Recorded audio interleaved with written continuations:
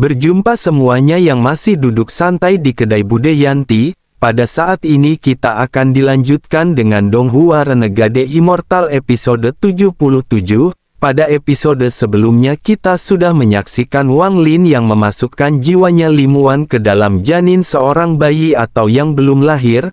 Tentu saja dirinya harus melawan kesengsaraan surgawi sampai mati. Setelah melewati pertempuran sengit melawan kesengsaraan surgawi, pada akhirnya Wang Lin pun kembali ke pagodanya untuk menyembuhkan diri.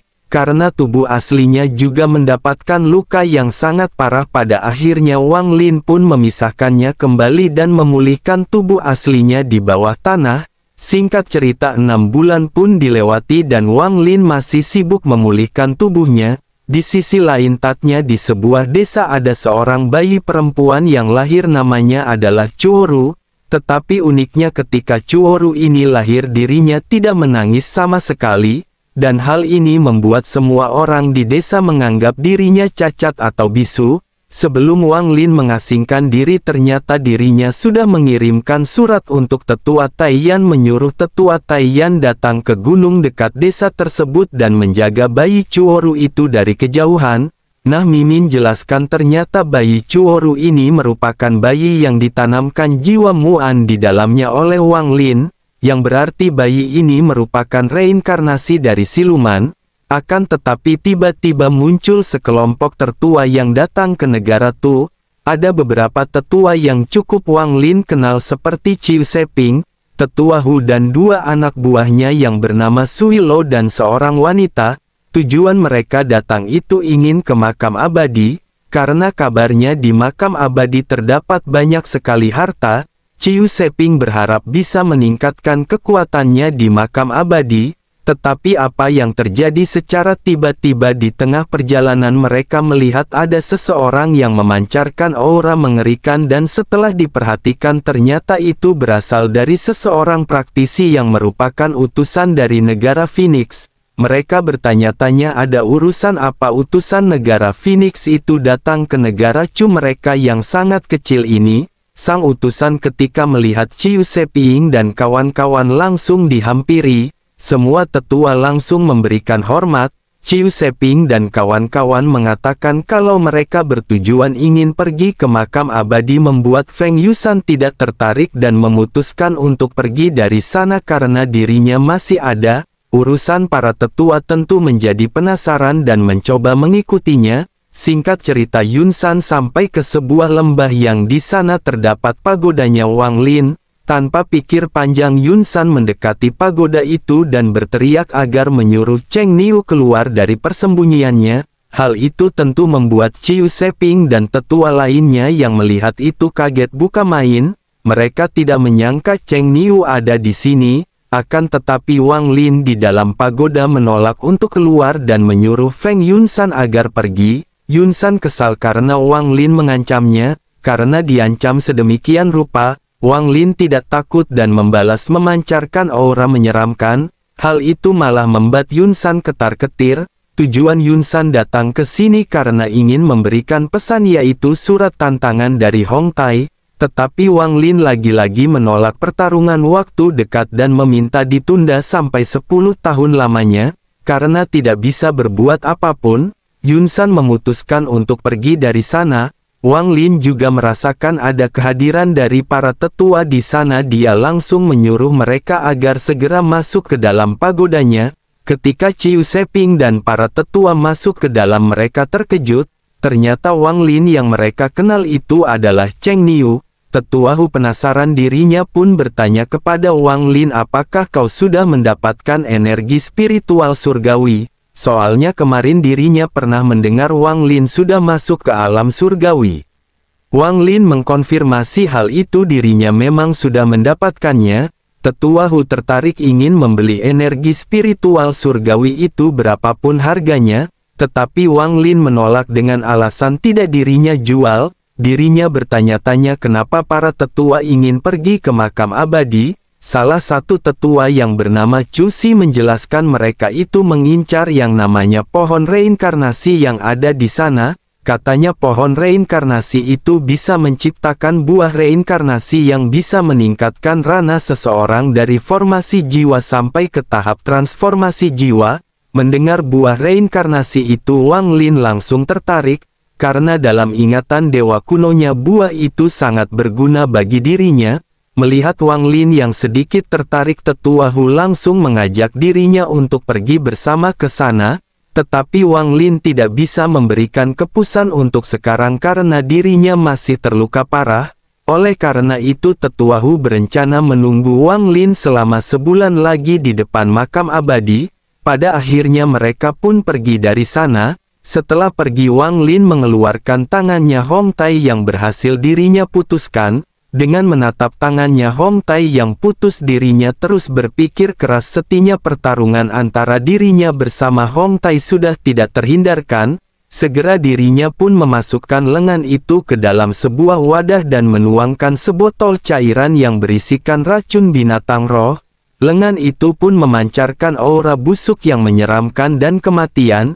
Di sini Wang Lin menanamkan racun di dalam tangannya Hong Tai menggunakan formasi segel khusus. Di sisi lain, tepatnya di negara Phoenix, Hong Tai sedang berlatih dan memulihkan dirinya terus memulihkan tangan kanannya yang sudah putus. Tidak lama dari itu seorang tetua menghampirinya dan menyuruh dirinya segera pergi ke tempat timur untuk menyembuhkan lengannya ini.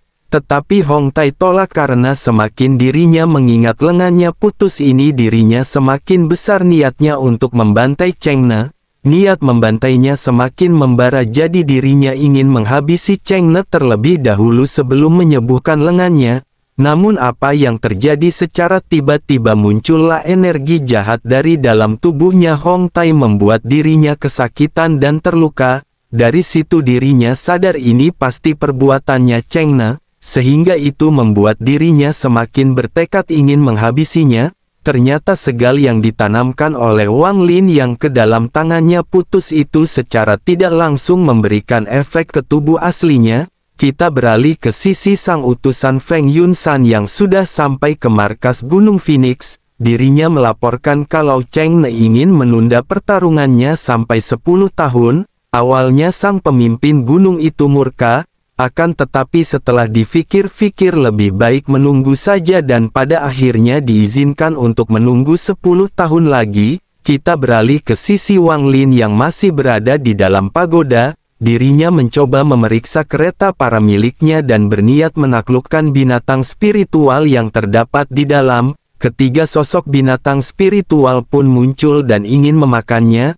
Tentunya dengan teknik dari Wang Lin dirinya berhasil menaklukkan ketiga roh binatang tersebut dan menyegelnya kembali, tetapi itu juga secara langsung menghabiskan energi spiritualnya Wang Lin dan mengharuskan dirinya memulihkan diri dalam 3 hari ke depan. Setelah menjinakkan para binatang spiritual itu, Wang Lin pun masuk ke dalam pagodanya lagi. Karena dikatakan makam abadi itu tempat yang sangat berbahaya, pada akhirnya Wang Lin berniat ingin meminjam salah satu pedang surgawi miliknya Ting Er. Akan tetapi ketika dirinya melihat adanya 2 pedang surgawi di dekat Ting Er, dirinya merasakan ada sedikit rasa familiar atau rasa yang dirinya kenal dari salah satu pedang di sana. Setelah dirinya ingat-ingat, ternyata pedang surgawi satunya itu merupakan pedang yang waktu itu pernah dirinya pilih ketika di Sekte Hang Ye. Padahal dulunya pedang ini tampaknya enggak berguna dan kelihatan lemah. Tetapi ternyata dirinya memiliki rahasia besar di dalamnya, sampai menjadikannya menjadi pedang surgawi tingkat tinggi. Wang Lin pun segera memanggil Lai Kou untuk merasuki pedang tersebut dan mengaktifkan kekuatannya. Tetapi kekuatan pedang itu tidak bisa bangkit sepenuhnya melainkan cuma sebagian. Ini gara-gara pedang surgawi membutuhkan jiwa yang jauh lebih kuat untuk membangkitkan kekuatan penuh dari pedang tersebut. Kesimpulannya, jiwanya Lai Kou masih kurang cukup kuat untuk membangkitkan kekuatan penuh dari pedang tersebut.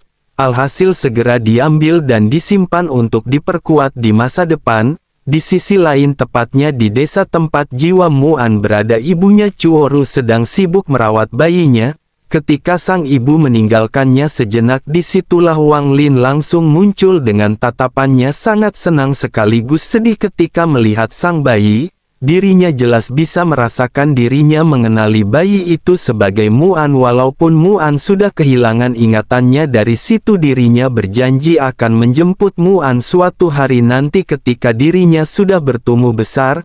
Tidak lupa Wang Lin juga menemui Teiyan dan juga memberikannya sebuah hadiah, karena Teiyan sangatlah baik menjalankan tugasnya dalam menjaga Chouru. Ketika Chu menginjak usia 20 tahun, disitulah jiwanya Muan yang berada di dalam tubuhnya bakalan bangkit dan ingatannya kembali, dan ketika dirinya bangkit otomatis ranahnya dinas Keisol, sehingga sejarah bakal berulang, di mana Wang Lin harus melawan kesengsaraan surgawi lagi untuk menyelamatkan Li Muan. Jadi kalian mesti ingat 18 atau 17 tahun dari sekarang Wang Lin akan membantu Buan melawan kesengsaraan surgawi untuk kedua kalinya. Singkat cerita, kita dijelaskan soal makam abadi yang berada di pegunungan dikelilingi oleh kabut hitam yang sungguh tebal. Saking tenangnya pegunungan itu sampai-sampai kabarnya enggak ada kehidupan di sana. Di sebuah goa yang berada di sekitar pegunungan makam abadi sudah ada para tetua yang berkumpul ingin masuk. Ada tetua Hu, Chiu Seping dan lainnya sedang bersantai sambil menunggu kedatangannya Wang Lin yang terhitung sekarang sudah 1 bulan dilewati.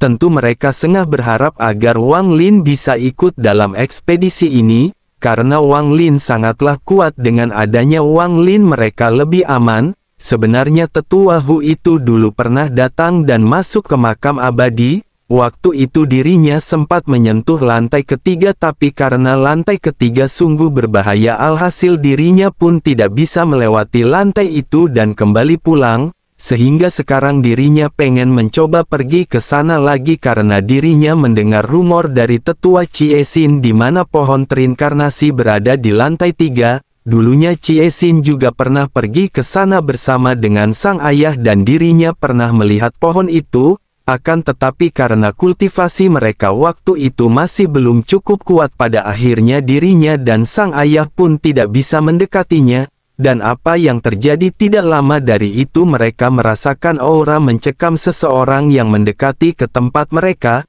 Tentu mereka jadi takut karena aura ini sangat kuat, membuat mereka langsung bersiap siaga, bersiap untuk berperang, dan ternyata itu adalah kehadiran Wang Lin.